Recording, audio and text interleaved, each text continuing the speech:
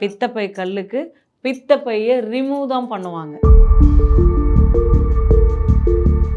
எல்லாருமே பித்தப்பை கல்லுனா கிட்னி கல் மாதிரி உப்பு கல்லுன்னு நினச்சிக்குவாங்க. இது கொழுப்பு கட்டி.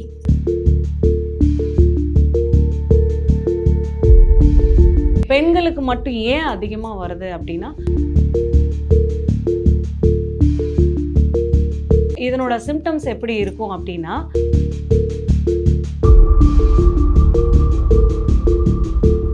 பித்தப்பை கல் வரவங்க மேக்ஸிமம் வந்து பார்த்தீங்கன்னா ஆஃப்டர் டெலிவரி பார்க்குறேன் நான்.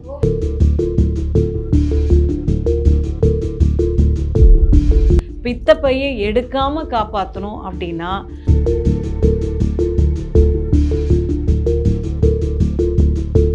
டான் பிக்சர்ஸ் வழங்கும் சிவகார்த்திகேயன் நடிப்பில் பராசக்தி உலகமெங்கும் வெற்றி நடை போடுகிறது. தங்கமயில் தை கொண்டாட்டம் சிறப்பு சலுகையாக தங்கம் கிராமிற்கு ரூபாய் 300 முதல் ரூபாய் 600 வரை தள்ளுபடி. இச்சலுகை பிப்ரவரி 1 வரை மட்டுமே. தங்கம் வாங்க தங்கமயிலுக்கு வாங்க. இப்போது புதிய அறிமுகம் ஆச்சி ஹோட்டல் சாம்பார் 50 கிராம் ரூபாய் 20 மட்டுமே. இப்போ இந்த பித்தப்பைக்கல்னா என்ன, அது எதுக்காக வருது, நம்ம பாடியில் எதுக்காக வருது, ஸோ இதை க்யூர் பண்ணுறதுக்கான வழிகள் என்ன, இதுக்கு நீங்கள் என்ன மாதிரியான ட்ரீட்மெண்ட்ஸ் கொடுக்குறீங்க அப்படின்றத சொல்லுங்கள். ஃபஸ்ட்டு வந்து பித்தப்பை கல் அப்படின்னா என்ன அப்படின்னா, அதிகப்படியான கொழுப்பும் கால்சியமும் நம்ம பித்தப்பையில் பைல் டக்ட்னு சொல்லுவோம். அதில் வந்து ஒரு கட்டியாக கொழுப்பு கட்டியாக மாறி உட்காரும். எல்லாருமே பித்தப்பை கல்லுனா கிட்னி கல் மாதிரி உப்பு கல்லுன்னு நினச்சிக்குவாங்க. இது கொழுப்பு கட்டி, அதுதான் பித்தப்பை கல்லுன்னு சொல்கிறது. இது ஆண்களுக்கு அதிகமாக வருமா பெண்களுக்கு அதிகமாக வருமானா, பெண்களுக்கு மட்டும்தான் அதிகமாக வரும். ஆண்களுக்கு 100ல் ஒரு 4 பேத்துக்கு தான் இருக்கும். பெண்களுக்கு மட்டும் ஏன் அதிகமாக வருது அப்படின்னா, அது இல்லாமல் இந்த பிரசவ காலங்களில் ப்ரொஜெஸ்ட்ரான் ஒரு ஹார்மோன் வந்து சுரக்கும். இந்த அதிகமான ஹார்மோன் சுரக்கிறது பித்தப்பையும் கல்லீரலையும் அந்த செரிமான நீரை ரொம்ப ஸ்லோவாக சுரக்க வைக்கும். அப்போ தான் இந்த கர்ப்பிணி பெண்களுக்கு ஆஃப்டர் டெலிவரி பார்த்தீங்கன்னா பித்தப்பை கல் வந்துடும். எண்டோக்ரைன் அதிகமாக சுரந்து வருதுன்னு சொல்லுவாங்க.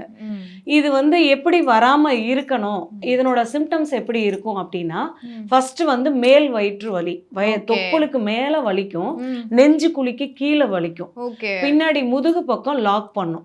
ஓகேங்களா, கொக்கி மாதிரி இப்படி பிடிச்சி லாக் பண்ணிடும். லெஃப்ட் ஷோல்டர் லாக் பண்ணும். நடந்தா மூச்சு வாங்கும், அவங்க ஓஞ்சு உட்காந்துக்குவாங்க, கெசு கெசுன்னு மூச்சு வாங்கும். ரெண்டாவது வந்து பார்த்தீங்கன்னா யூரின் வந்து கடுபட்டு போகும், எரிச்சலா இருக்கும், கேஸ், வயிறு ஃபுல்லா கேஸ் ஃபார்ம் ஆகும். மெயினா கான்ஸ்டிபேஷன், டாய்லெட் வந்து இறுகி போகும், முக்கி போகும்போது ப்ளீடிங் ஆகும். இதெல்லாம் வந்து பித்தப்பை கல்லோட அறிகுறிகள். ஃபர்ஸ்ட் பசிக்காது, முதல்ல பசி இருக்காது. அப்படியே கொஞ்சமா சாப்பிட்டாலும் ஒரு இட்லி 2 இட்லி, அதுக்கு மேல சாப்பிட முடியாது. சாப்பிட்டுட்டோம்னாலும் வயிறு இட்டு போட்ட மாதிரி திம்முன்னு இருக்கும். இந்த பித்தப்பை கல்லுக்கு மருந்து இருக்கா அப்படின்னா கிடையவே கிடையாது. பித்தப்பை கல்லுக்கு பித்தப்பையை ரிமூவ் தான் பண்ணுவாங்க.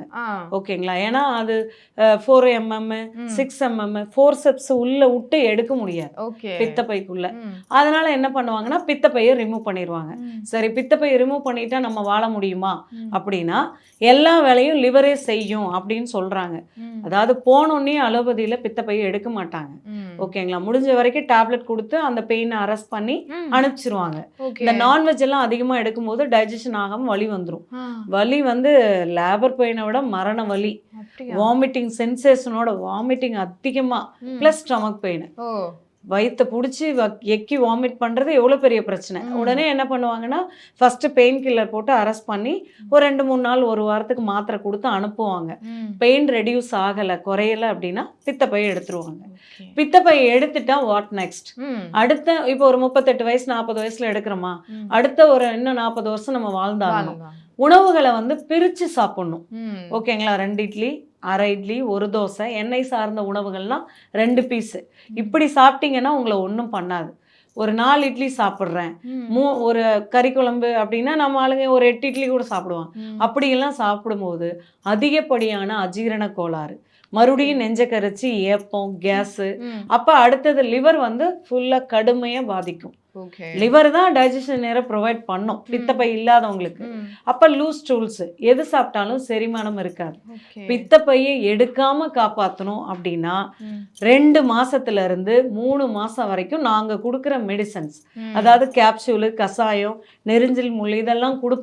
நாங்களே மருந்து ப்ரிப்பேர் பண்ணி பச்சளையோட கொடுக்கும்போது 48 நாள், 2 48 நாள் இல்லை 3 48 நாள் 19.1 ப்ளஸ் வந்து 26.7 mm வரைக்கும் கரைச்சதுக்கான ரெக்கார்டு நாங்க வச்சிருக்கோம். ஓகே. இப்போ இந்த பித்தப்பை கல் எதுக்காக வருது ஒரு பாடியில வருதுன்னா இந்த ரீசன்ஸ்லானதான் மட்டும்தான் பித்தப்பை கல் வந்து ஸ்டார்ட்டே ஆகுது அப்படின்னு எதனா சொல்ல முடியுமா உங்களால? கண்டிப்பா. அதிகப்படியான எண்ணெயில் பொரித்த உணவுகள், ஓகே. அதுக்கு அடுத்தது அதிகப்படியான ஆல்கஹால், ஓகேங்களா. அதுக்கு அடுத்தது வந்து பார்த்தீங்கன்னா லேட் நைட் சாப்பாடு, இந்த நைட்டில் பிரியாணி ரெகுலராக எடுக்கிறது.